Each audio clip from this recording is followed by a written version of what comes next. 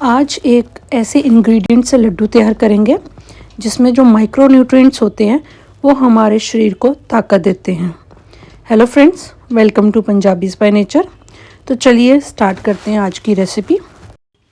आज का main ingredient है भुना हुआ चना। जी हाँ, वही चने जो हम गुड़ के साथ खाते हैं, बहुत अच्छे लगते हैं, बहुत टेस्टी लगते हैं और बादाम के बराबर काम करते हैं।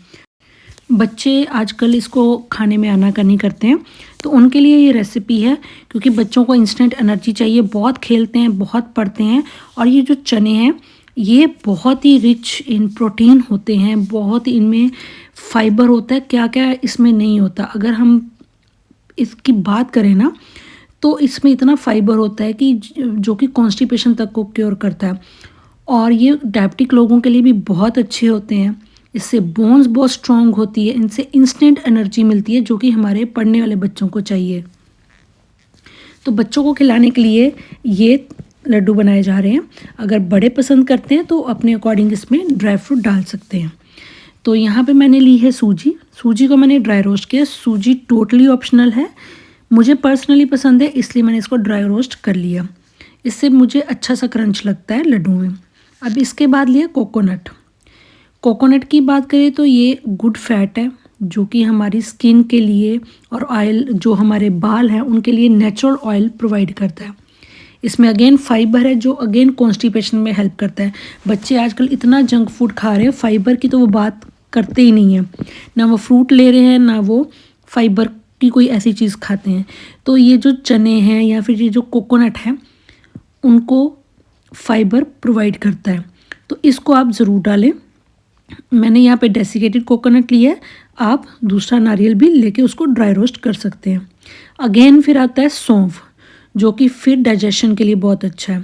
और इसमें मैं सौंठ नहीं डाल रही हूँ, क्योंकि अब थोड़ा सा मौसम चेंज हो रहा है, तो मैंने इसमें सौंफ डाली है, ताकि जो इसकी तासीर है इतनी गर्म ना हो। और काली मिर्च भी नहीं डाल रही हूँ, थोड़ा सा मौसम चेंज होने से, वही मैं अगेन कह रही हूँ कि थोड़ा सा मौसम चेंज होता है तो हमें चीज़ों का थोड़ा सा हेर फेर करना पड़ता है। आप चाहे इलायची ऐसे डाल लें या फिर इलायची पाउडर डालें, क्योंकि मैंने इनको ग्राइंड करना है इसलिए मैंने इलायची साबुत डाल दी है। यहाँ तक हमारे जो ड्राई इंग्रेडिएंट्स हैं वो रेडी हो गए हैं। अब मैंने ली है कढ़ाई में मैंने डाला है देसी घी में मैं करूँगी, जो हमारे ड्राई फ्रूट्स हैं उनको एक बार इस घी में से निकाल लूँगी। इससे क्या होता है कि जो हमारे ड्राई फ्रूट्स हैं उनकी जो शेल्फ़ लाइफ है वो बढ़ जाती है और स्वाद दोगुना हो जाता है। ये लड्डू बनाते टाइम जो ड्राई फ्रूट्स है, आप अपनी जो प्रकृति है ना, वात पित्त और कफ की जो प्रकृति है, अगर उसके हिसाब से डालते हैं तो ये लड्डू कभी भी नुकसान नहीं करते हैं। जैसे कि मैंने यहाँ पे अखरोट लिए हैं, जो कि दिमाग के लिए अच्छे हैं, बादाम आँखों के लिए अच्छे हैं, किशमिश होमोग्लोबिन के लिए अच्छी है।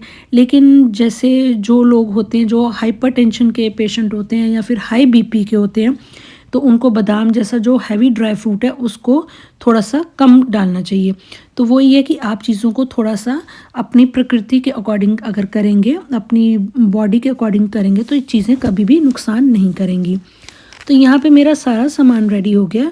अब हम क्या करेंगे, जो भुने चने इनको भी मैंने थोड़ा सा जो मेरी कढ़ाई है उसमें एक बार ड्राई रोस्ट कर लिया था, और इसको मैंने पीस के इसका आटा बना लिया। आटा बनाएंगे और उसके लिए जब हम लड्डू बाइंड करेंगे उसके लिए हम चाशनी बनाएंगे। चाशनी के लिए अगेन मैंने 2 चम्मच देसी घी डाला है कढ़ाई में। जिस कढ़ाई में मैंने जो ड्राई फ्रूट्स है वो रोस्ट किए थे, उसी में मैंने घी डाल के उसमें गुड़ डाल दिया। थोड़ा सा घी डाला, उससे जो गुड़ है हमारा चिपकेगा नहीं, और इसकी हम चाशनी बनाएंगे। अगर आप गुड़ नहीं डाल रहे हो तो आप शक्कर होती है वो डाल सकते हैं। शक्कर सीधी हम डालेंगे, उसमें हमें ऐसे चाशनी वगैरह बनाने की ज़रूरत नहीं है। वो भी तरीका सही है, ये भी तरीका सही है। यहाँ पे हमने सिर्फ गुड़ को पिघलाना है, कोई 1 तार 2 तार की चाशनी नहीं बनाएंगे। और अगर आप शक्कर डालते हो, आपके पास गुड़ नहीं है, तो आप थोड़ा सा देसी घी ज़्यादा कर लेंगे, ताकि वो जो लड्डू है उनकी बाइंडिंग आ जाए। तो यहाँ पे देखिए, अब इसकी गुड़ की झाग बन गई है। अब इसको सिर्फ 5-7 सेकेंड के लिए चलाएँगे और ये जो हमारी बाइंडिंग है लड्डुओं की वो रेडी हो जाएगी। इस रेसिपी का ये फ़ायदा कि यहाँ पे हमें आटा है जो वो भूनना नहीं पड़ रहा। बेसन के अगर हम लड्डू बनाते हैं तो हमें बेसन बहुत भूनना पड़ता है, और अगर हम भुने हुए चने लेते हैं तो वो हमारा स्टेप कम हो जाता है। तो यहाँ पे धीरे धीरे मैं मिक्स कर रही हूँ।